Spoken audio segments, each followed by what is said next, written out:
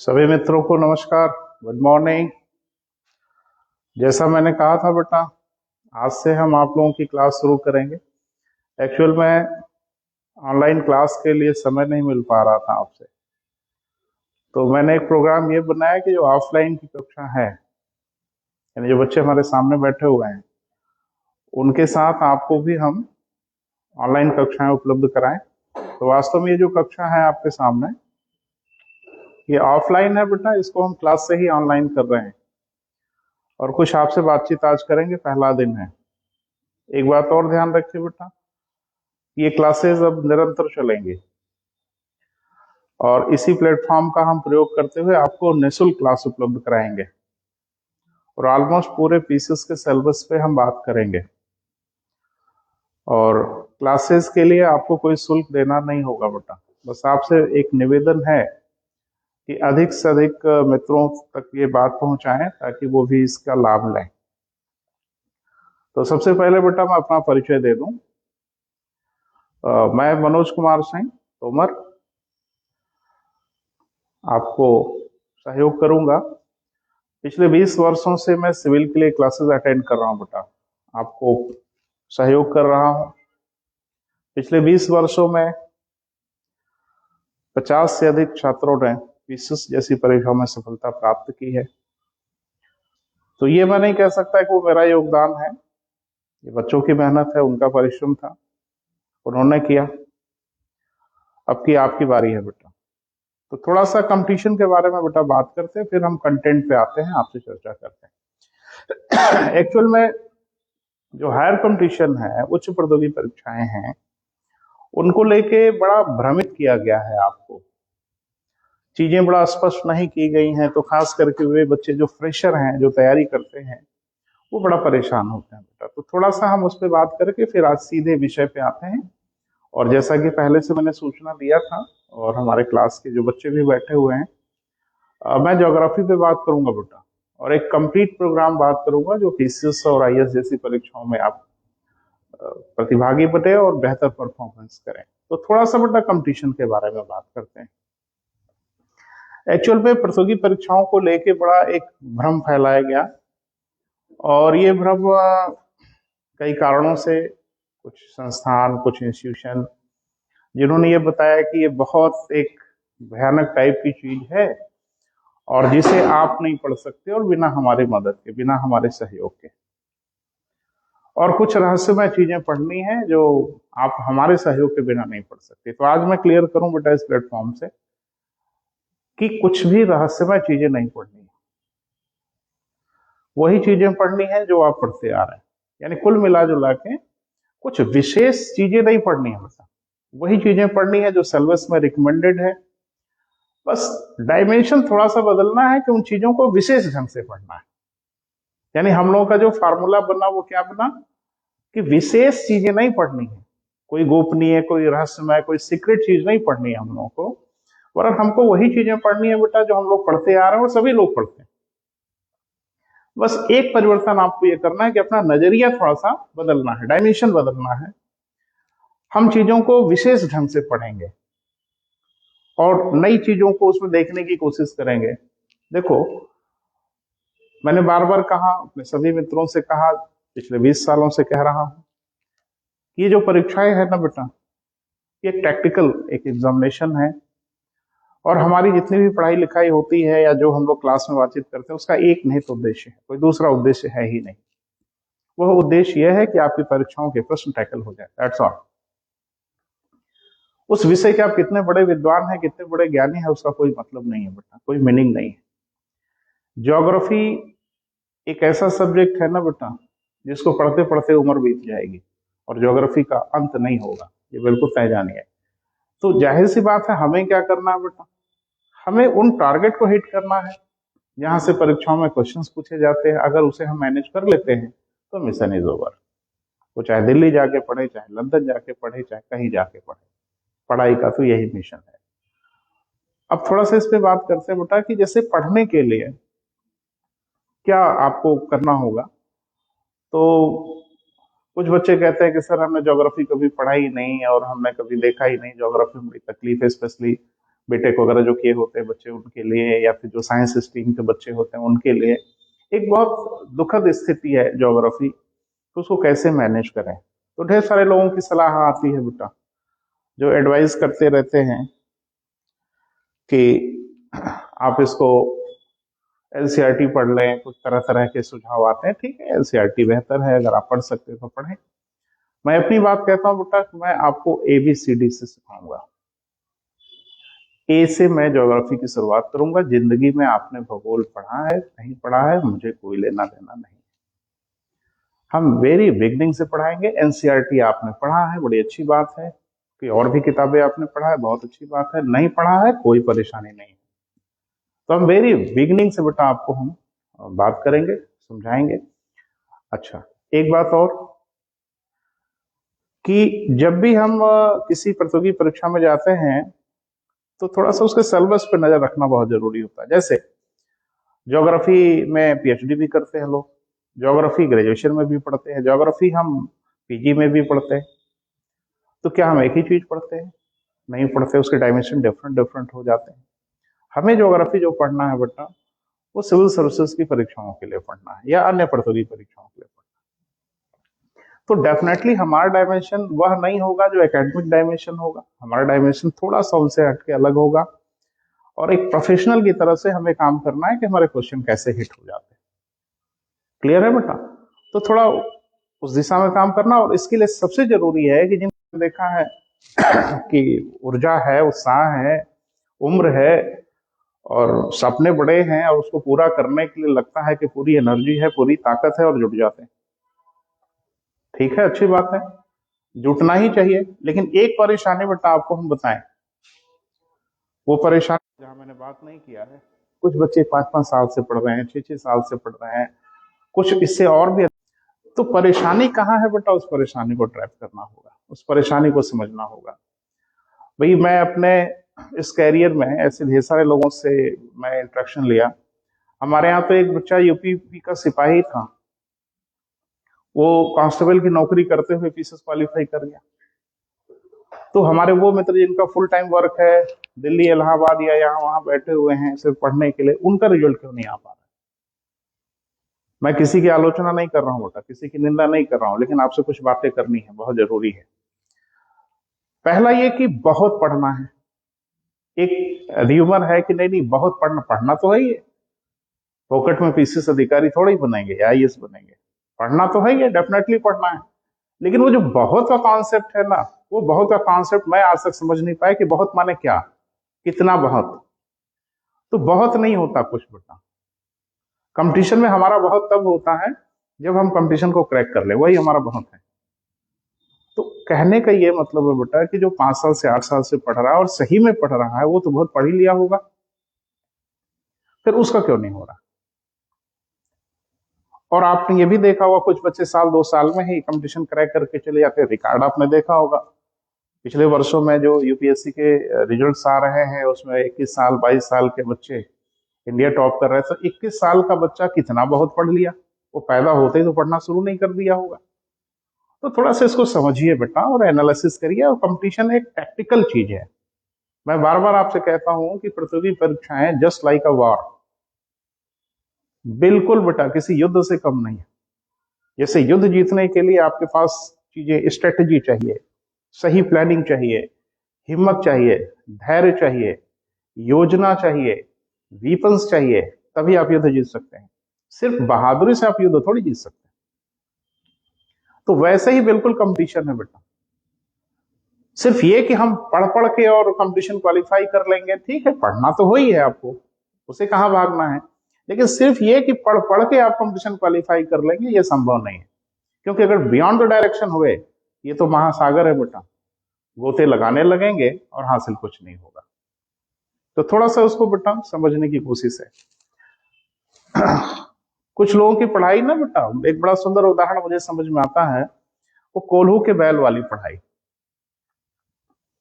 तो कहते हैं कि कोल्हू का बैल भी पढ़ता है, नहीं, कोल्हू का बैल पढ़ता नहीं, लेकिन ये पढ़ाई कोल्हू के बैल जैसी होती है।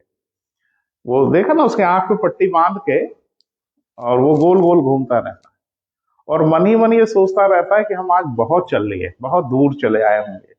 और जब आंख पे पट्टी खुलती है तो मालूम चलता है कि जहां वो खड़ा है वही खड़ा है। तो ढेर सारे हमारे प्रतियोगी जो मित्र हैं, छात्र हैं, उनकी पढ़ाई कोल्हू के बैल वाली होती है। वो पढ़ते रहते हैं, पढ़ते रहते हैं, पढ़ते रहते हैं, और लास्ट में मालूम चला कि यार जहां खड़े हैं वहीं खड़े हैं। तो ये नहीं होना चाहिए बेटा, टैक्टिकल स्टडी होनी चाहिए। दूसरा कि कुछ बच्चों का एक प्रश्न है, कुछ बातें कर लेते बेटा, फिर हम विषय पे आते हैं। आज आपसे बात करेंगे ज्योग्राफी पर। कुछ बच्चों का एक जो खास करके जो फ्रेशर्स होते हैं, नए होते हैं, जिनको कंपटीशन का बहुत अनुभव नहीं है, उनका एक बड़ा कॉमन सा क्वेश्चन होता है, हमारे यहाँ आते हैं तो भी वो पूछते हैं कि सर कितने घंटे पढ़ना चाहिए। तो एक बेटा सूचना आपको हम दे दें कि अगर आईएएस बनने का कोई फार्मूला होता तो भाई इतने घंटे और इस तरह से आप पढ़ें आईएएस बन जाएंगे, तो फार्मूला मार्केट में बिक रहा होता। आज के जो बाजारीकरण वाली जो हम लोग की सभ्यता है ना, इसमें ये फार्मूला बिक रहा होता। कोई फार्मूला मार्केट में उपलब्ध है? तो ऐसा कोई फार्मूला है ही नहीं बेटा। तो पढ़ने का कोई घंटा नहीं निर्धारित है, बस एक चीज निर्धारित है, अच्छे मन से और पूरी तन्मयता से, पूरी एकाग्रता से आप जितना पढ़ सकते हैं आप पढ़िए, वो पर्याप्त है। और आपको महसूस भी होगा कि हम आगे की ओर बढ़ रहे हैं। तो पूरी बेटा आपके पास क्षमता है। मैं तो दिल्ली से लेके इलाहाबाद लेके हर सेंटर पे मैंने बात किया है, सारे बच्चे लगभग एक ही जैसे हैं, बस उनका पहनावा ओढ़ावा बदल जाता है।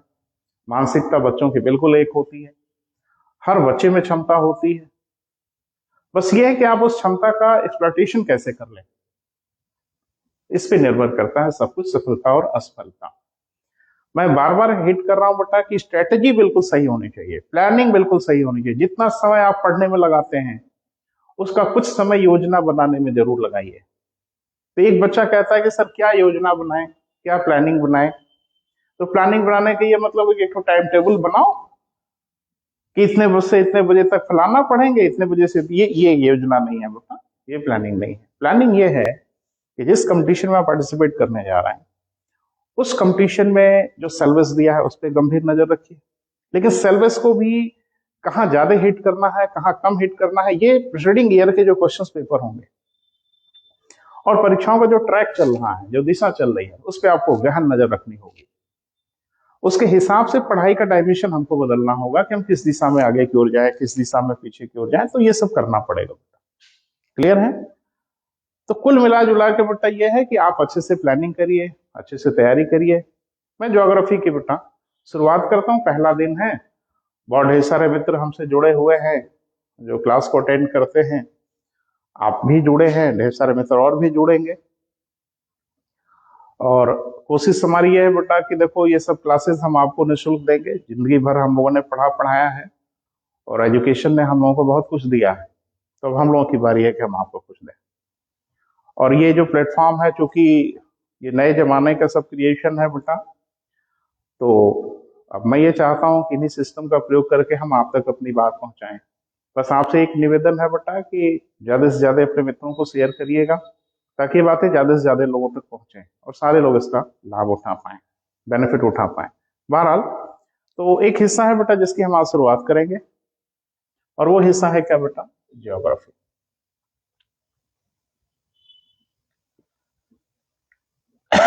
ये सिविल सर्विसेज में, पीसीएस में, या कोई भी कॉम्पिटिटिव एग्जामिनेशन की आप बात करें, मुझे नहीं लगता कि कोई ऐसा कॉम्पिटिटिव एग्जामिनेशन है जिसमें ज्योग्राफी से क्वेश्चन नहीं आते। तो क्वेश्चन तो पूछे ही जाते हैं। तो क्या क्वेश्चन पूछे जाते हैं, कैसे पूछे जाते हैं, तो वो तो जो डिफरेंट कॉम्पिटिटिव एग्जामिनेशन उसके एनालिसिस करिएगा। हम पीसीएस पे बात कर लेते हैं। पीसीएस का अगर पिछले 5 साल का पेपर आप देखें तो एक बड़ी मजेदार पैटर्न आपको देखने को मिलेगा। पेपर को एनालिसिस करिए, विश्लेषण करिए, तो एक आपको पैटर्न देखने को मिलेगा कि ज्योग्राफी से लगभग एवरेज 25 क्वेश्चंस पूछे जा रहे हैं। इसमें भी अगर आप विश्लेषण करेंगे तो ज्योग्राफी को 2 हिस्से में बांट के हम लोग पढ़ते हैं बेटा, वर्ल्ड ज्योग्राफी और इंडियन ज्योग्राफी, यानी विश्व का भूगोल और भारत का भूगोल। इसमें भी अगर आप ध्यान से देखेंगे तो विश्व के भूगोल से नंबर ऑफ क्वेश्चन थोड़े ज्यादा हैं और भारत के भूगोल से नंबर ऑफ क्वेश्चन थोड़े कम है। लगभग लगभग बराबर है, लेकिन थोड़ा सा पढ़ना भारी रहता है विश्व का भूगोल। तो ज्योग्राफी में क्या क्या टॉपिक पढ़ना है बेटा, क्या क्या हिट करना है और कौन कितना इंपॉर्टेंस है हमारे कंपटीशन में, किसकी कितनी महत्ता है वो जरा सा समझना है। एक तो हम लोगों का है बेटा जिसको हम लोग कहते हैं विश्व का भूगोल, जिसको हम लोग कहते हैं वर्ल्ड ज्योग्राफी। हाँ, थोड़ा सा मैं बाई लैंग्वेज रहूंगा क्योंकि आजकल के जमाने के जो बच्चे हैं वो हाइब्रिड टाइप के हैं।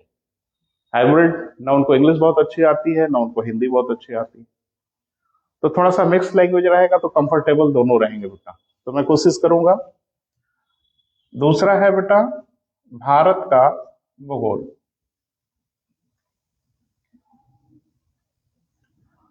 और तीसरा भी हिस्सा आजकल बड़ी तेजी से कंपटीशन में अपनी जगह बनाता जा रहा है और क्वेश्चन पूछे ही जा रहे हैं, जिसे हम लोग कहते हैं पर्यावरण।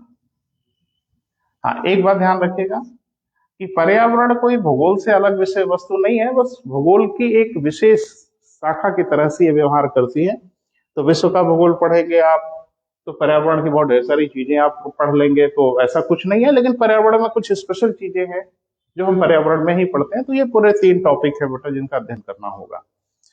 अगर आप देखें तो आज के जमाने में पीसीएस की परीक्षा में सबसे अधिक क्वेश्चन यहीं से आ रहे हैं, इस इलाके से। फिर सबसे अधिक क्वेश्चन आ रहे हैं दूसरे नंबर पे इस इलाके से और भारत के भूगोल से। क्लियर है बेटा? तो ये 3 हिस्से में बांट के आपको अध्ययन करना होगा, लेकिन ध्यान रखिएगा पर्यावरण का अध्ययन सबसे लास्ट में करना है। क्यों करना है? क्योंकि पर्यावरण में जो भौतिक पक्ष है जिसको हम लोग बायोटिक एबायोटिक कहते हैं, उसमें बहुत ढेर सारी चीजें आपको विश्व के भूगोल में मिलेंगी। तो पहले विश्व का भूगोल पढ़ लेते हैं, फिर हम भारत का भूगोल पढ़ लेते हैं, फिर हम पर्यावरण पढ़ेंगे। ये हमारा क्रम होगा। एक बात, एक बच्चे ने हमसे प्रश्न पूछा कि सर जब विश्व का भूगोल पढ़ते हैं तो भारत का भूगोल क्यों पढ़ते हैं?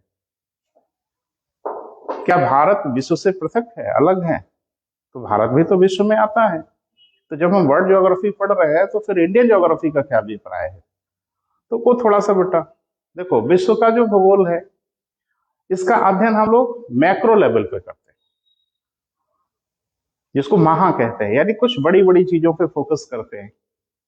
लेकिन जब इंडियन ज्योग्राफी का अलग से टॉपिक नाम दिया जाता है तो इसका मतलब है कि इंडियन ज्योग्राफी पे हम थोड़ा माइक्रो स्टडी करेंगे, सूक्ष्म स्तर पे आके अध्ययन करेंगे। अब जैसे जलवायु हम भारत की पढ़ेंगे, जलवायु हम यूएस की जाकर नहीं पढ़ेंगे, रशिया की नहीं पढ़ेंगे, वो हमको पढ़ना नहीं है। वन वनस्पति पे मोटी मोटी नजर फ्लोरा एंड फ्यूना पे रहेगी, लेकिन भारत पे विशेष नजर रहेगी। मुझे लगता है आप समझ रहे हैं। भारत का भूगोल कहने का अभिप्राय सिर्फ यह है कि हम लोग इस पे थोड़ा सा माइक्रो लेवल पे, सूक्ष्म स्तर पे जाके बात करेंगे। ठीक है बेटा, टॉपिक की शुरुआत करते हैं बेटा। आज बातें हो रही हैं आपसे तो आज मैं शुरुआत कर देता हूं।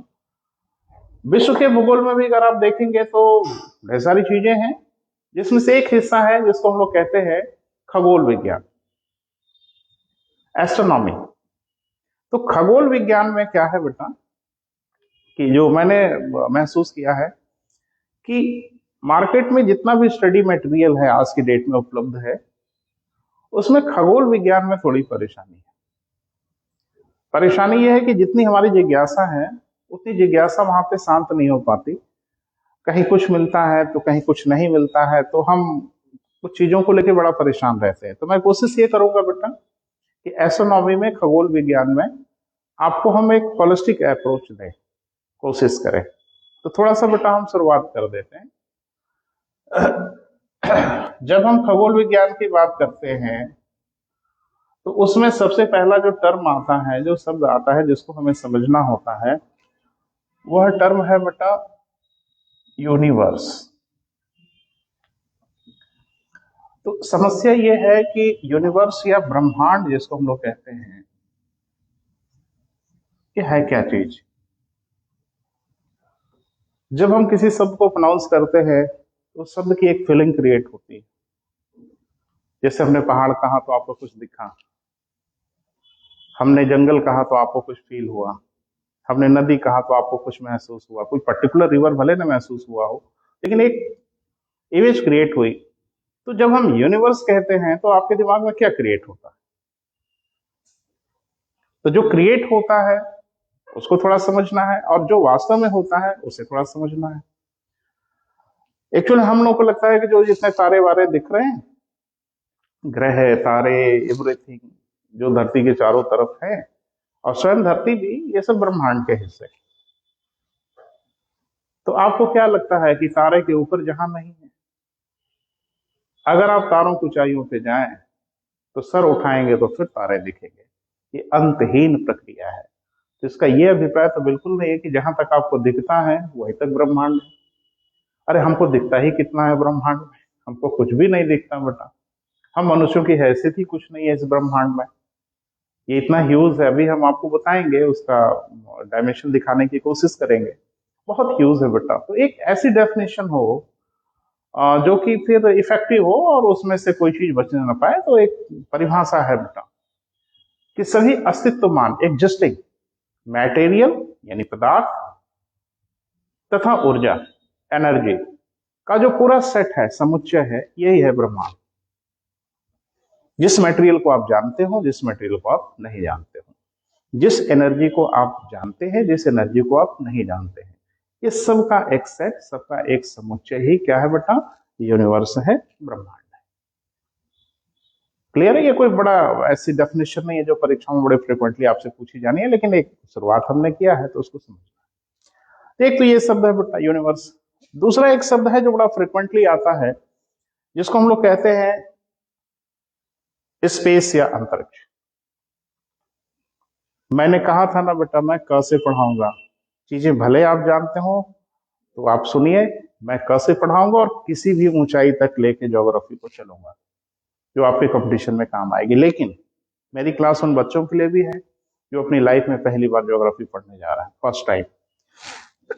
तो परेशान मत होइएगा बेटा, मेरे पढ़ाते समय मैं आपसे कोई प्रत्याशा नहीं करूंगा कि आपको कोई चीज आती हो पहले से। आती हो तो बड़ा अच्छा है, नहीं आती होगी तो मैं मदद करूंगा। बहरहाल, तो ब्रह्मांड बेटा हो गया, क्लियर हो गया। ब्रह्मांड क्या कहते हैं? सभी अस्तित्वमान द्रव्य एवं ऊर्जा का जो समुच्चय है, उसी को हम लोग यूनिवर्स कहते हैं। थोड़ा सा टिपिकल डेफिनेशन है जो सामान्य व्यक्ति को समझ में नहीं आती। सामान्य व्यक्ति के लिए अगर परिभाषित करें तो सभी ग्रह नक्षत्र तारे जो कुछ भी है, जीवित अजीवित, वो सब का सब ब्रह्मांड का हिस्सा ही है। बहरहाल, इसमें एक टर्म आता है बेटा स्पेस, जिसको हम लोग कहते हैं क्या बेटा? अंतरिक्ष। अब समस्या यह है कि स्पेस या अंतरिक्ष कहते किसे हैं? अगर आपसे कहा जाए कि आप इसे परिभाषित करिए तो आप कैसे परिभाषित कर पाएंगे? तो उसको थोड़ा समझने का प्रयास करिए बेटा। कंपटीशन में कुछ भी पूछा जा सकता है, कभी भी पूछा जा सकता है, और वह हर कुछ पूछा जा सकता है जो आप नहीं जानते। जिसके बारे में आपकी अज्ञानता है वहां पे क्वेश्चन हो सकता है और आप परेशान हो सकते हैं। तो थोड़ा सा आज मैं शुरुआत करता हूं। अंतरिक्ष किसे डिफाइन करेंगे? तो जो पूरा ब्रह्मांड है, पूरा जो यूनिवर्स है, बहुत बड़ा है बेटा। अभी तो आपको पता ही नहीं है कि उसका डायमेंशन क्या है, अभी मैं बताऊंगा, बात करूंगा आपसे। जो पूरा ब्रह्मांड है, उस ब्रह्मांड में से पृथ्वी और उसके वायुमंडल को निकाल लो, जो बच गया उस सब का सब अंतरिक्ष है। यानी यूं समझ लें कि अगर ये पूरा यूनिवर्स है, ब्रह्मांड है, वो डायमेंशन मैंने बताया है, यूनिवर्स का डायमेंशन बहुत बड़ा है बेटा। लेकिन हम ये बता दें कि मान लो कि एक यूनिवर्स है, तो इसमें से पृथ्वी और उसके वायुमंडल को हम बाहर निकाल लें तो शेष जो बच जाएगा वो सब का सब अंतरिक्ष है। तो बहुत बड़ा है बेटा ब्रह्मांड, और शेष जो बचने वाला है वो भी बहुत बड़ा है। तो जाहिर सी बात है, इसे भी थोड़ा डिमार्केट किया जाए ताकि हम चीजों को समझ पाए। तो थोड़ा उस दिशा में बात कर लेते हैं आपसे। इसलिए अंतरिक्ष को हम लोग फिर बेटा दो भागों में बांट लेते हैं। अंतरिक्ष की डेफिनेशन हुई, पृथ्वी के वायुमंडल के बाहर का शेष समस्त भाग अंतरिक्ष कहलाता है, और पृथ्वी के वायुमंडल के बाहर का शेष समस्त भाग बहुत बड़ा है बेटा। तो जाहिर सी बात है कि उसको हम लोग फिर डिमार्केट करेंगे, दो भागों में बांट लेंगे। एक को हम लोग कहते हैं आउटर स्पेस। क्या कहते हैं बेटा? Outer space. हिंदी में क्या कहते हैं? बाह्य अंतरिक्ष। क्लियर हुआ? और दूसरे को हम लोग कहते हैं बेटा डीप स्पेस, गहन अंतरिक्ष। अब जाहिर सी बात है, अगर अंतरिक्ष को हमने दो भागों में बांटा तो कुछ तो डिफरेंस होगा, कुछ तो डिमार्केशन होगा। कहा जाता है पृथ्वी के वायुमंडल के बाहर, यानी पृथ्वी के वायुमंडल से लेकर, कहीं कोई लिमिट जरूर होगी, पृथ्वी के वायुमंडल से लेकर सोलर सिस्टम की बाउंड्री तक, यानी पृथ्वी के वायुमंडल से लेकर के जहां पृथ्वी का वायुमंडल खत्म हो रहा है, वहां से लेके जो हमारे सोलर सिस्टम की बाउंड्री है, उस बाउंड्री तक के इलाके को हम लोग क्या बोलते हैं बेटा? बोले, उसको हम लोग कहते हैं बाह्य अंतरिक्ष। अब ये कि पृथ्वी का वायुमंडल कहां तक, तो भाई जहां तक होगा उसके बाहर से ही अंतरिक्ष शुरू होगा। तो वायुमंडल को लेके तो आज के 21वीं सदी में बड़ी ढेर सारी खोजें हो रही हैं, अन्वेषण हो रहा है। कुछ लोग कह रहे हैं कि 40,000 किलोमीटर तक है, कुछ लोग तो कह रहे हैं नहीं 1 लाख किलोमीटर तक हमारा वायुमंडल है, जो वायुमंडल की डेफिनेशन है टिपिकल उसके अकॉर्डिंग। लेकिन एक लाइन आपने कभी ज्योग्राफी में पढ़ा होगा और नहीं पढ़ा है तो मैं आपके सामने बोल रहा हूं, कार्मन रेखा, कार्मन लाइन। तो वैज्ञानिक का नाम है कार्मन ने बताया कि वो 100 किलोमीटर की बाउंड्री हम खींचते हैं, यानी पृथ्वी के धरातल से लेकर 100 किलोमीटर की ऊंचाई तक का जो हिस्सा है हम उसे ही वायुमंडल मानेंगे, और वही एक वायुमंडल की सीमा। तो कार्बन लाइन एक है, क्या नाम है बेटा? कार्बन लाइन, कार्बन रेखा। कार्बन रेखा वही रेखा है जो अंतरिक्ष को वायुमंडल से पृथक करती है। तो जाहिर सी बात है कि कार्बन रेखा के ऊपर से ही हमारा अंतरिक्ष शुरू होता है, कार्बन रेखा के नीचे हम लोग वायुमंडल। तो कार्बन रेखा आखिर है कितनी ऊंचाई पे? तो ये है बेटा 100 किलोमीटर। तो प्रश्न तो यहीं से शुरू होता है, कार्बन रेखा क्या है, कार्बन रेखा की ऊंचाई कितनी है, सो ऑन। आजकल पूछने का पैटर्न थोड़ा डिफरेंट डिफरेंट है, तो आप बेहतर समझ रहे हैं। तो शुरुआत तो कहां से हो गई बेटा? 100 किलोमीटर से, यानी अंतरिक्ष की हम लोग शुरुआत मान सकते हैं कहां से? 100 किलोमीटर से। और कहां तक? तो मैंने कहा कि सोलर सिस्टम, सौर मंडल की सीमा। अब समस्या यह है कि सौर मंडल की सीमा कहां तक है, यानी जो हमारा सौर परिवार है, सोलर सिस्टम है, क्या उसकी भी कोई बाउंड्री है? तो अगर आप ज्योग्राफी कभी पढ़े हो तो जरूर आपके नजर आया होगा, नहीं तो हम आपके सामने उपस्थित हैं। आपने पढ़ा होगा कि हमारे सौर परिवार में बड़े ढेर सारे सदस्य हैं, वो हम बात करेंगे बेटा सब आपसे विस्तार से, क्योंकि अभी प्रसंग है इसलिए बात कर रहा हूं। तो इसमें ढेर सारे हमारे सदस्य हैं। सौर परिवार का एक सदस्य है जिसको हम लोग कहते हैं कॉमेट, धूम्रकेतु। प्यार से भी एक दिया हुआ नाम है जिसको हम लोग कहते हैं पुच्छल तारे। वो तारे वारे नहीं है, तारे के डेफिनेशन वो नहीं आते, लेकिन यहाँ प्यार से भी तो नाम दिए जाते हैं ना। जो स्टार्स नहीं भी होते हैं उनको भी फिल्मी तारे, आंखों का तारा, ये सब तारे थोड़े ही हैं, ये सब प्यार का दिया हुआ नाम है। तो ऐसे हम लोग पुच्छल तारे कहते हैं। एक वैज्ञानिक थे जिनका नाम था कूपर। तो पहली बार उन्होंने बड़ा गहन अध्ययन किया और उन्होंने डिफाइन कर दिया कि ये जो हमारा सौर परिवार है, सोलर सिस्टम है, उसके सबसे बाहर के क्षेत्रों में कुछ ऑब्जेक्ट धरती का चक्कर लगाते हैं और उनकी ऑर्बिट सुपर एलिप्टिकल होती है, अति दीर्घ वृत्ताकार कक्षा होती है, उस कक्षा में चक्कर लगाते हैं, वही हमारे सौर मंडल की बाहरी सीमा का निर्धारण करते हैं। अब ये कि वो कितनी दूरी पर होते हैं, तो अभी मैं लिख रहा हूं बेटा, अभी मैंने उसको डिफाइन नहीं किया है, इसलिए आपको समझने में थोड़ी असुविधा होगी। तो कार्बन लाइन से लेकर, यानी अगर आप देखें तो जो हमारा बाह्य अंतरिक्ष है वो कहां से कहां तक है बेटा? कार्बन लाइन से लेकर, यानी 100 किलोमीटर से लेकर के 50 AU तक। अब पता नहीं AU आपने सुना है कि नहीं सुना है, अभी हम सब सुनाते हैं आपको, परेशान मत होइए, धीरे धीरे ही आगे बढ़ेंगे। इसको हम लोग क्या कहते हैं बेटा? AU, AU for astronomical unit, Hindi में इसको कहते हैं खगोलीय इकाई। यह दूरी नापने का एक मात्रक है, यूनिट है, लेकिन इस मात्रक का प्रयोग सिर्फ और सिर्फ हम स्पेस में करते हैं, ब्रह्मांड में करते हैं, अंतरिक्ष में करते हैं। धरती पर इस इकाई का प्रयोग नहीं किया जा सकता, ये बड़ी इकाई है। अभी हम विस्तार से बात करेंगे बेटा। तो तय हो गया। तो आउटर स्पेस, बाह्य अंतरिक्ष कहां तक? कार्बन लाइन से लेके आउटर स्पेस की जो बाउंड्री बनती है वो कहां बनती है बेटा? ऊपर बेल्ट तक, यानी 50 से ही होता है। डीप स्पेस, जिसको हम लोग कहते हैं गहन अंतरिक्ष, सौर मंडल की सीमा से लेके ब्रह्मांड का शेष समस्त भाग, वो कहलाता है गहन अंतरिक्ष। और बड़े दुख की बात है बेटा कि अभी हम मनुष्यों की छटपटाहट वो सिर्फ बाह्य अंतरिक्ष तक है। गहन अंतरिक्ष की ओर जाने का अभी हमने दुस्साहस नहीं किया, और एक बहुत बड़ी दुनिया है बेटा जिसको एक्सप्लोर करना है, हम लोगों को बहुत कुछ समझना है। तो बहुत एक छोटी सी इंफॉर्मेशन हम लोग के पास है आज की डेट में यूनिवर्स के बारे में। ये क्लियर हुआ बेटा? अंतरिक्ष किसे कहेंगे? पृथ्वी के वायुमंडल के बाहर का शेष समस्त भाग जो ब्रह्मांड का है वो अंतरिक्ष कहलाएगा। जाहिर सी बात है, बहुत बड़ा इलाका है, इसे दो भागों में बांटते हैं। One is outer space, second one is deep space. Outer space पृथ्वी के वायुमंडल से सौरमंडल की सीमा तक। डीप स्पेस सौरमंडल की सीमा से लेके ब्रह्मांड का शेष समस्त भाग हम लोगों का क्या कहलाएगा? गहन अंतरिक्ष, डीप स्पेस प्रोग्राम। तो अभी डीप स्पेस प्रोग्राम तो सिर्फ नासा वासा सोच रहे हैं बेटा, हम लोगों की तो भी सोच के ही परे है। क्लियर हुआ बेटा?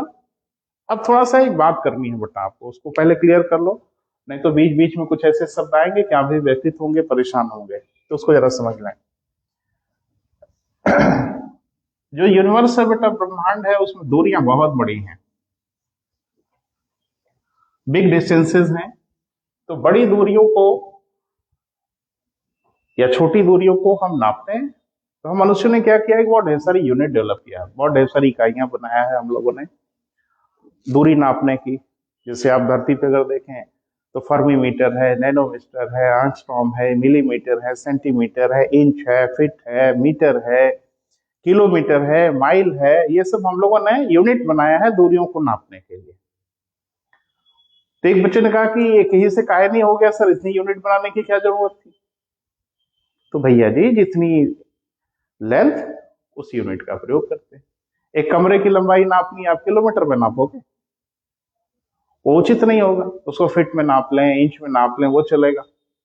एक शहर से दूसरे शहर की दूरी नापनी है, उसे आप सेंटीमीटर में नापोगे, नाप सकते हैं, उचित नहीं है, तो उसको हम लोग किलोमीटर माइल में नापते हैं। इंडिया से न्यूयॉर्क की दूरी, दिल्ली से न्यूयॉर्क की दूरी को आप मिलीमीटर में बताओगे, सामने वाला पागल हो जाएगा। तो डेफिनेटली उसको हम लोग किलोमीटर में या माइल में ही बताते हैं, बड़ी यूनिट का प्रयोग करते हैं। एक्चुअली जो यूनिवर्स की डिस्टेंसेस हैं बेटा वो बहुत ज्यादा है, बहुत ह्यूज है। मेरे पास अभी एक ही शब्द है, मैं बहुत बोल के काम चला रहा हूँ। बहुत है, और पता नहीं उस बहुत का अंदाजा क्या लग रहा है आपको, मुझे नहीं मालूम, लेकिन ह्यूज डिस्टेंसेज है। और धरती के किलोमीटर और माइल वगैरह का कोई मतलब नहीं है, वहां कोई मीनिंग नहीं है। वो तो बस वही हो जाएगा बेटा कि आप दिल्ली से न्यूयॉर्क की दूरी मिलीमीटर में नापें, उससे भी बुरी गति हो जाएगी।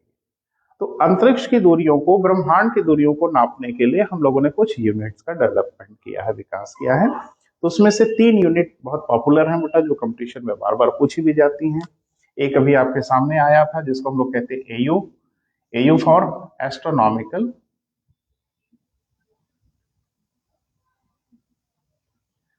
यूनिट। क्या कहते हैं बेटा? एस्ट्रोनॉमिकल यूनिट, खगोलीय इकाई। ये किसका मात्रक है बेटा? ये मात्रक है, यूनिट है दूरी नापने की, लेकिन धरती पर नहीं। कहा बेटा? ब्रह्मांड। क्लियर है? बहुत बड़ी इकाई। अब इकाई है तो इसकी कुछ यूनिट होगी।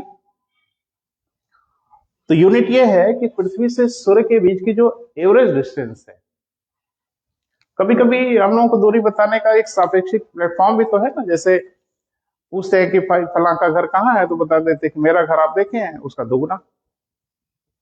तो जो फीलिंग करानी है वो हम करा देते हैं। तो जैसे एक मानक हम मान लें और उसी मानक के हिसाब से हम उसके मल्टीपल में चीजों को बताएं तो आप समझ पाएंगे। एक मानक है बेटा, एक सापेक्ष है। तो पृथ्वी से सूर्य के बीच की दूरी को हम एक सापेक्ष मान लेते हैं, और ये दूरी अप्रॉक्स लगभग 15 करोड़ किलोमीटर है, 14.95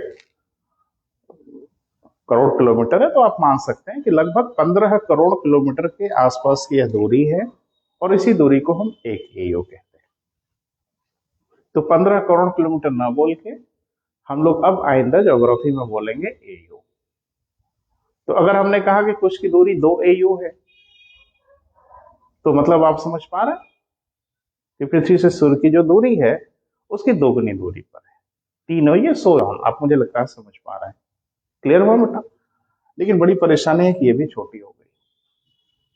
अच्छा, सूर्य के प्रकाश को धरती तक आने में कितना है, वो तो बचपन से आप पढ़ते हैं, लोग समझते हैं, बच्चों को पता होता है।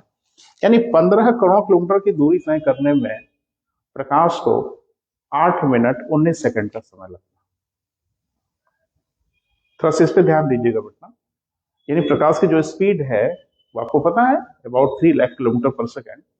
इस स्पीड से जब वो चलती है तो वो धरती तक आने में उसको 8 मिनट 19 सेकंड लगता है। ये मैंने क्यों बताया? क्योंकि आगे आपको समझने में थोड़ी आसानी होगी। दूसरी इकाई है हम लोग की, जिसको हम लोग कहते हैं लाइट ईयर। ध्यान रखना, वर्ष किसका मात्रक है बता? वर्ष जो मात्रक है वो समय का मात्रक है। वर्ष से हम क्या मेजर करते हैं? टाइम, समय। 1 वर्ष, 2 वर्ष, 4 वर्ष। लेकिन जब इसके साथ लग जाता है प्रकाश वर्ष, लाइट ईयर, तब ये समय का मात्रक ना होके ये दूरी का मात्रक हो जाता है। क्लियर है बेटा? प्रकाश वर्ष किसका मात्रक है बेटा? दूरी का मात्रक है।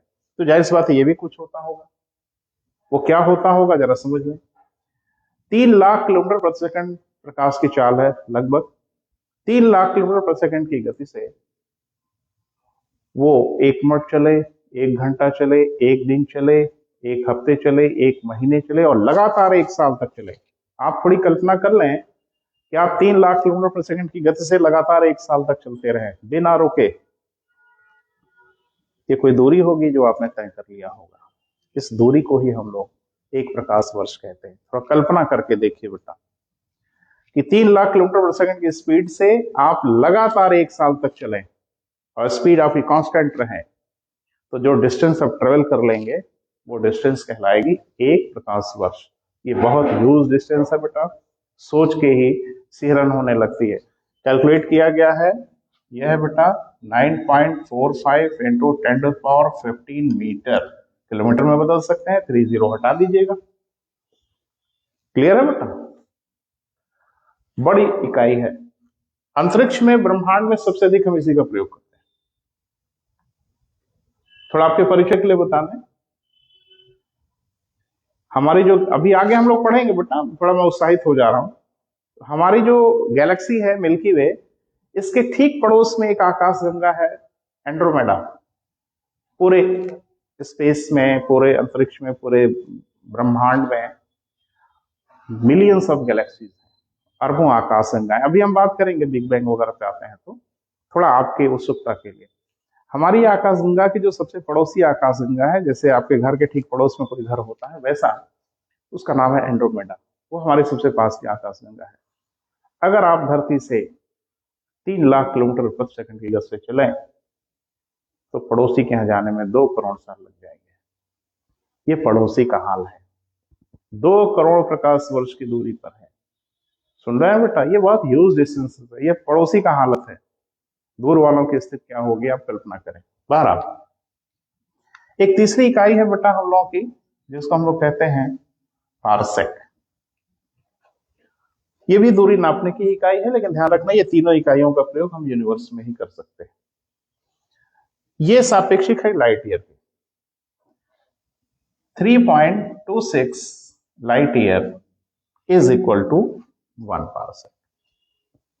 यानी ठेठ भाषा में अगर आप कहें तो कह सकते हैं कि 3.25 साल में सूर्य की किरणें जितनी दूरी तय कर लेंगी, इन्हें प्रकाश जितनी दूरी तय कर लेगा, उसको हम लोग क्या कहते हैं बेटा? एक पारसेक कहते हैं।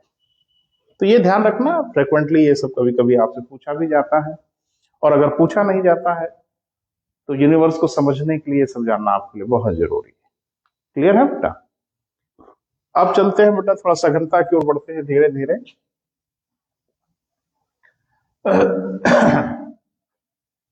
हम मनुष्य है ना बेटा, तो हार तो मानते नहीं। और जान छोड़ते नहीं। ये पूरा जो यूनिवर्स है जो आज दिख रहा है, तो हमारी कौतूहल, हमारी उत्सुकता तो बढ़ती ही है। सॉरी, ये पूरा का पूरा ब्रह्मांड आखिर कैसे बना होगा, हम सोचते हैं। धार्मिक अवधारणा है, अगर धार्मिक व्यक्ति है तो हाथ ऊपर उठा दीजिए, कहानी खत्म। ये सब ऊपर वाले का सृजन है, तो बात ही खत्म हो जाती है। लेकिन अगर वैज्ञानिक सोच रखते हैं तो हम तो जान नहीं छोड़ेंगे, और हम ये जानने की कोशिश करेंगे कि आखिर ये जो यूनिवर्स है, ये ब्रह्मांड है, वो बना कैसे। एक बात, यूनिवर्स जब बना तो हमारा तो कहीं अता पता ही नहीं था, धरती पर मनुष्यों का कहीं अता पता नहीं था, और हम उस घटना का पता लगाने के फिराक में हैं जो धरती पे मनुष्यों के आने से पहले घटना घटित हो गई। तो ऐसी घटना का जिसके आप प्रत्यक्ष गवाह ना हो, ऐसी घटना के बारे में पता लगाने का सिर्फ एक ही तरीका है, और वो तरीका है एविडेंसेस, साक्ष्य। तो साक्ष्यों के आधार पर हम चीजों को बता सकते हैं। क्लियर है बेटा? तो जरा से इसको समझने की कोशिश करिए। आज की डेट में ब्रह्मांड के निर्माण के, यूनिवर्स के बनने के बारे में सिर्फ एक ही थ्योरी है जिसको हम लोग मानते हैं कि इसी से ब्रह्मांड बना होगा, और बहुत चर्चित थ्योरी है, आप सबने पढ़ा होगा, जिसको हम लोग कहते हैं बेटा बिग बैंग थ्योरी। क्या कहते हैं बेटा? बिग बैंग थ्योरी, हिंदी में कहते हैं महाविस्फोट का सिद्धांत। तो थोड़ा सा और बात करते हैं। पहला दिन है, थोड़ा सा आपसे इंटरेक्शन हो जाए तो लंबा चलेगा, हम लोग बातचीत करते रहेंगे, हम आपको सूचना देते रहेंगे। बिग बैंग थ्योरी जो है महाविस्फोट सिद्धांत है, जिसके साथ एक शब्द जुड़ा है थ्योरी। तो थोड़ा इसकी भी कहानी सुन लो। सिद्धांत किसे कहते हैं? सिद्धांत तक आने से हम कई चरणों से होकर गुजरते हैं। पहला चरण होता है जिसको हम कहते हैं हाइपोथेसिस, परिकल्पना। जब हमारे दिमाग में कुछ केमिकल्स, कहते हैं ना कि वो इक्वेशंस बनते हैं, बिगड़ते हैं, हम किसी चीज के बारे में रैशनल ढंग से सोचने लगते हैं, तो कुछ अस्पष्टता दिखाई देने लगती है, कुछ महसूस होने लगता है, तो हम उसको बोलते हैं हाइपोथेसिस, परिकल्पना। तो शुरुआत कहां से होती है बेटा? परिकल्पना से, कि ऐसा ऐसा हुआ होगा, ऐसा लग रहा है। अब उसको वेरीफाई कर लेना है। जब वो वेरीफाई होने लगे, जस्टिफाई होने लगे, तब उसको हम लोग थ्योरी कहते हैं। तो पहला हाइपोथेसिस, देन थ्योरी, और जब थ्योरी यूनिवर्सल होने लगे, सार्वभौमिक होने लगे, तो लॉ या रूल कहते हैं। जैसे आपने पढ़ा न्यूटन्स ग्रेविटेशन लॉ, अब वो थ्योरी से ऊपर हो गया बेटा, वो सार्वभौमिक हो गया, यूनिवर्सल हो गया। लेकिन शुरुआत कहां से हुई? एक सेव के पेड़ के नीचे से। तो सेव टूट के गिरा और उसको देखा तो दिमाग में कुछ परिकल्पना आई होगी, वो परिकल्पना थ्योरी, थ्योरी से धीरे धीरे। तो ध्यान रखना, हम लोग लिखते हैं बिग बैंग थ्योरी। तो आपकी सूचना के लिए बता दो बेटा, ये कोई थ्योरी नहीं है। थ्योरी सिर्फ प्यार से हम लोगों ने लिख दिया कि थोड़ा आपका भरोसा लगे, इस पे विश्वास बढ़े। ये ओनली हाइपोथेसिस है, ये सिर्फ और सिर्फ एक परिकल्पना है। तो क्या है बेटा, उसको जरा समझना है। एडविन हबल का नाम आपने सुना होगा, परिचय के मोहताज नहीं है। नासा ने उनके नाम पे टेलीस्कोप भी प्रक्षेपित किया। डॉपलर परिचय के मोहताज नहीं है। डॉपलर के बारे में आपने समझा, डॉपलर ने क्या बताया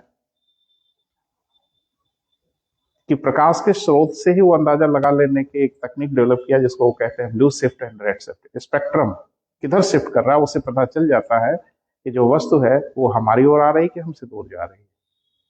एडविन हबल ने नोटिस कर लिया कि ब्रह्मांड में गैलेक्सी से आने वाला जो प्रकाश है वो रेड शिफ्ट दर्शा रहा है। मतलब कि जो आकाश गंगाएं हैं वो एक दूसरे से दूर जा रही है। अभी आकाश गंगा क्या हुआ है बेटा, सब अभी हम बात करते हैं आपसे, लेकिन थोड़ा सा समझ लें। तो साक्ष्य हमको मिलना शुरू हो गए, और इन्हीं साक्ष्यों को एक साथ जुटाया और समाहित किया। और सबसे पहले व्यक्ति थे जॉर्ज लेवेंटर। तो इसमें एक नाम और जुड़ता है बेटा, अलेक्जेंडर फ्रीडमैन। तो अलेक्जेंडर फ्रीडमैन और जॉर्ज लेवेंटर, जॉर्ज लेवेंटर का नाम पहले आता है। तो 1927 में इन लोगों ने एक अपनी हाइपोथेसिस प्रस्तुत की कि हमें ऐसा लगता है कि घटना हुई होगी, और ये घटना कब हुई होगी? 15 अरब वर्ष पर, यानी 15 मिलियन ईयर पहले। क्लियर है बेटा? तो 15 बिलियन ईयर पहले एक घटना हुई जिसको हम लोग कहते हैं बिग बैंग थ्योरी। ये क्या घटना हुई बेटा, उसको थोड़ा समझना है। ये माना जाता है कि जो पूरा स्पेस था, पूरा यूनिवर्स था, वो था ही नहीं। न वहां पे कोई वस्तु थी, न कोई स्थान था, न ही समय था, क्योंकि जब कुछ था ही नहीं तो वहां पे कुछ भी नहीं हो सकता। ये माना जाता है कि लगभग 15 अरब साल पहले एक पॉइंट था, जिसको हम लोग ज्योग्राफी में पढ़ लेते हैं पॉइंट ऑफ सिंगुलरिटी, या सिंगुलरिटी खाली बोल देते हैं। तो एक बिंदु रहा होगा, लेकिन वो बिंदु इनफाइनाइट डेंसिटी और इनफाइनाइट मटेरियल से बना था, जो एक पॉइंट पे समाहित था। और वहीं एक धमाका होता है, विस्फोट होता है, और इतना बड़ा धमाका कि एक ही नाम हम लोगों को सूझा, उसको हम लोगों ने महाविस्फोट कहा, बिग बैंग कहा। जब महाविस्फोट हुआ बेटा, इसमें बिलियंस ऑफ गैलेक्सी, अरबों आकाशगंगाएं प्रक्षेपित हो गई, बाहर की ओर निकलने लगी। और सबसे मजेदार बात यह अध्ययन करते इसमें सामने आई कि जो आकाशगंगाएं उत्पन्न हुई, वो चारों तरफ फैल तो रही हैं, लेकिन इनकी परेशानी यह हो गई कि सब एक दूसरे से दूर जा रही। और मजेदार बात यह कि एक दूसरे से जैसे जैसे ये दूर हो जा रहे हैं, इनके दूर जाने की स्पीड बढ़ती चली जा रही है। टिल टू डेट, आज की डेट में आप पढ़ते हैं कि हमारे ब्रह्मांड का विस्तार हो रहा है, हमारा यूनिवर्स फैल रहा है। इसका अभिप्राय यह है, जो बिलियंस ऑफ गैलेक्सीज क्रिएट हुई, वो सब एक दूसरे से दूर जा रही हैं। और सबसे मजेदार बात यह है कि इनके दूर जाने की गति क्रमशः बढ़ती चली जा रही है, स्पीड बढ़ती चली जा रही, बढ़ती चली जा रही। तो ये बड़ी चिंता का विषय था कि ब्रह्मांड ऐसे एक्सपेंड हो रहा है, तो एक्सपेंड होते होते कहां तक चला जाएगा। स्पीड बढ़ती जा रही है, 15 अरब साल पहले की घटना है, आज तक स्पीड बढ़ती चली जा रही है, स्पीड कितनी हो जाएगी। तो इसके बारे में एक बेहतरीन थ्योरी दिया एलन सैंडीज ने, और उन्होंने ये बताया कि this is pulsating universe theory, जिसको हिंदी में हम लोग दोलन का सिद्धांत कहते हैं। उन्होंने कहा कि बिग बैंग अभी अभी हुआ है, सारी आकाशगंगाएं अभी अभी, मतलब 15 अरब साल पहले अभी अभी है। अपनी उम्र से तुलना नहीं करें ज्योग्राफी की तो बेहतर है। यहाँ उम्र की कोई सीमा नहीं है बेटा, यहाँ 15 अरब साल पहले की घटना अभी अभी होती है। तो 15 अरब साल पहले का जब विस्फोट हुआ, एनर्जी से लबरेज भरी हुई गैलेक्सीज अभी एक दूसरे से दूर जा रही, और इनके दूर जाने की गति बढ़ती ही जा रही है। तो उन्होंने बताया कि एक दिन इनकी एनर्जी खत्म होगी। डेफिनेटली होगी, बहुत ज्यादा एनर्जी है, जा ही रही है, एनर्जी तो खत्म होनी ही है। अब बीच में इनको एनर्जी थोड़ी मिल रही है कहीं से। जब ये एनर्जी खत्म होगी तो ये रुकेंगे, और रुकेंगे तो फिर एक खेल खेलेगा, ग्रेविटेशन सबको फिर खींच के लाएगा वहीं जहां से यात्रा का प्रारंभ हुआ था, यानी पॉइंट ऑफ सिंगुलरिटी पे इनको फिर से खींच के लाएगा, और फिर बिग बैंग होगा। तो मतलब क्लियर हो गया कि बिग बैंग होगा और फिर बिग क्रंच होगा, बिग बैंग होगा बिग क्रंच होगा, पेंडुलम जैसा। तो इसको हम लोग बोलते हैं बेटा पल्सेटिंग यूनिवर्स थ्योरी। ठीक है, इसमें एक परेशानी और हुई कि जब बिग बैंग हुआ, आकाशगंगाएं क्रिएट हुई और सारी आकाशगंगाएं एक दूसरे से दूर निकल रही हैं, एक दूसरे से दूर भाग रही है, तो जो स्पेस डेंसिटी है, यूनिवर्स की जो डेंसिटी है, वो कम होनी चाहिए, क्योंकि बीच में स्पेस बनना चाहिए, खाली जगह बननी चाहिए। सारी जब दूर ही भाग रही हैं तो बीच में जगह तो बननी चाहिए, जो नहीं बनती। इसके बारे में थॉमस गोल्ड और हरमन बांडी ने बताया। थॉमस गोल्ड, हरमन बांडी ने बड़े डिटेल में बताया, कहा कि ये तो वैसा ही हो रहा है ना बेटा, जैसे अभी एक फेस्टिवल सेलिब्रेट किया आपने, दीपावली, जिसमें एक पटाखा छोड़ते हैं आप, अनार, तो आप देखते हैं उसमें से रोशनी जो निकलती है तो वो आखिरी नहीं होती, नीचे से फिर कुछ निकल रहा होता, तो एकदम एक लाइन लगी होती है। तो गैलेक्सीज जा रही हैं, गैलेक्सीज क्रिएट हो रही हैं, जो खाली स्पेस बच रहा है वो खाली स्पेस रह नहीं रहा है, वहां पे फिर से आकाशगंगाएं नई नई क्रिएट हो जा रही हैं। इसलिए पूरे यूनिवर्स भले ही फैल रहा हो, लेकिन उसकी डेंसिटी में कोई कमी नहीं आ रही। तो कुल मिला के 3 थ्योरी बेटा। एक बिग बैंग थ्योरी किसने प्रतिपादित किया? अलेक्जेंडर फ्रीडमैन और जॉर्ज लेमेंटर। जॉर्ज लेमेंटर का नाम बहुत बड़ा है, 1927 के आसपास इन्होंने थ्योरी दिया, जिसमें इन्होंने बताया कि एक विस्फोट हुआ जिससे पूरे ब्रह्मांड का निर्माण हुआ। इनके सपोर्ट में कुछ लोग और चले आए, जिसमें पल्सेटिंग यूनिवर्स थ्योरी भी है और स्टेडी स्टेट थ्योरी है, जिसको लोग हिंदी में कहते हैं सतत सृष्टि का सिद्धांत है। ये बताते हैं कि यूनिवर्स की डेंसिटी में कमी नहीं आती। और एक ने बताया कि बिग बैंग हुआ तो फिर बिग क्रंच होगा, दोलन हो रहा है।